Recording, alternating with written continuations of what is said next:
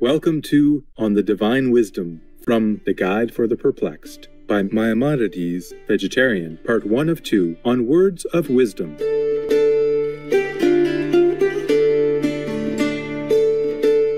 Maimonides, also known as Harambam or Rabbi Moses ben Maimon, was a notable medieval Jewish philosopher, astronomer, physician, and intellectual figure, born into a prominent family in Spain. Maimonides' path eventually led him to Morocco and Palestine until he finally settled in Egypt, in El Fostat, near Cairo.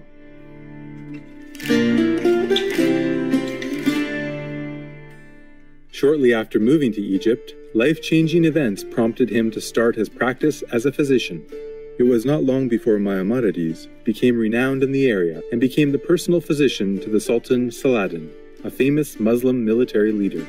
He also tended to other patients, lectured before fellow physicians, and became a leader of the Jewish community, teaching and helping its members.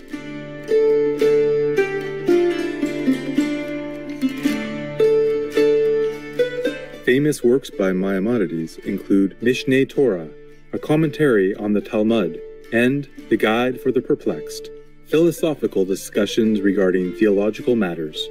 A revered pillar of the Jewish world, Rabbi Moses ben Maimon, also had a significant influence on some great medieval writers and thinkers, such as Baruch Spinoza and Gottfried Wilhelm Leibniz, and made an important impact on the medieval science archives.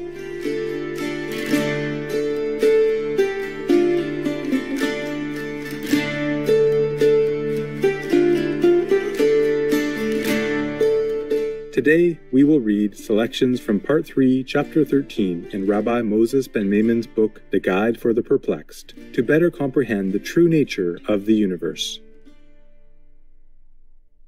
Part 3, Chapter 13. There is no occasion to seek the final cause of the whole universe, neither according to our theory of the creation, nor according to the theory of Aristotle, who assumes the eternity of the universe.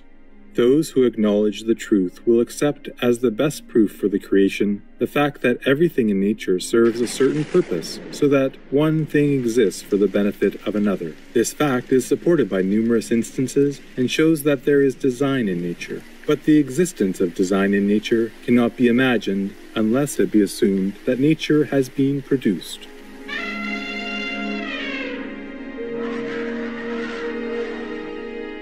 Aristotle has already explained that in nature, the efficient cause of a thing, its form, and its final cause are identical.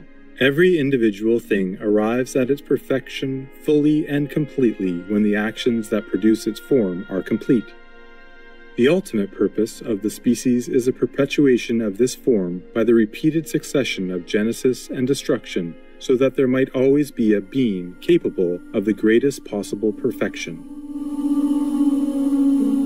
It seems therefore clear that, according to Aristotle, who assumes the eternity of the universe, there is no occasion for the question of what is the object of the existence of the universe. We must, in continuing the inquiry as to the purpose of the creation, it was the will of God, or his wisdom decreed it, and this is the correct answer. The wise men in Israel have, therefore, introduced in our prayers for Ne'ilah of the Day of Atonement the following passage: Thou hast distinguished man from the beginning, and chosen him to stand before thee. Who can say unto thee, What do thou? And if he be righteous, what does he give thee? They have thus clearly stated that it was not a final cause that determined the existence of all things, but only his will.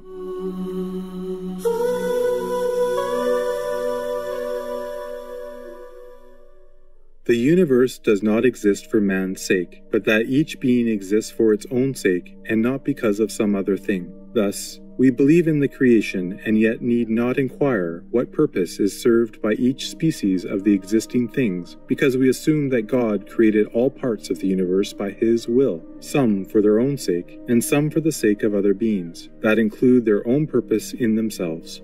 In the same manner as it was the will of God that man should exist, so it was his will that the heavens with their stars should exist, that there should be angels, and each of these beings is itself the purpose of its own existence.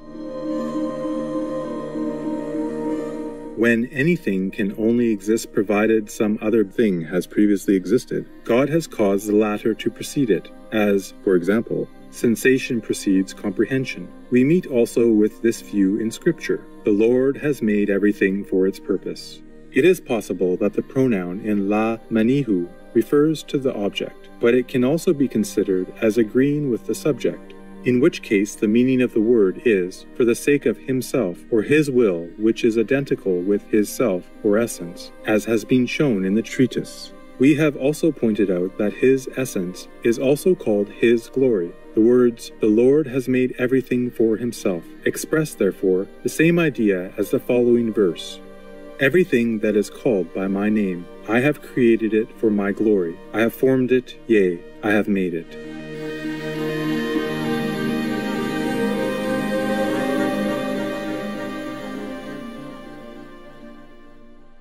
Study the book which leads all who want to be led to the truth, and is therefore called Torah, law, or instruction, from the beginning of the account of the creation to its end, and you will comprehend the opinion which we attempt to expound. For no part of the creation is described as being in existence for the sake of another part, but each part is declared to be the product of God's will, and to satisfy by its existence the intention of the Creator. This is expressed by the phrase, "And God saw that it was good."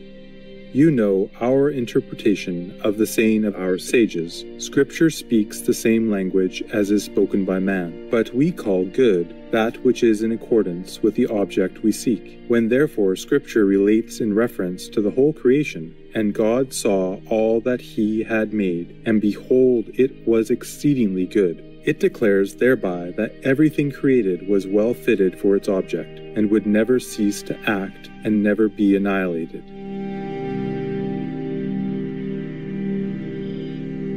This is especially pointed out by the word exceedingly, for sometimes a thing is temporarily good. It serves its purpose, and then it fails and ceases to act. But as regards the creation, it is said that everything was fit for its purpose and able continually to act accordingly.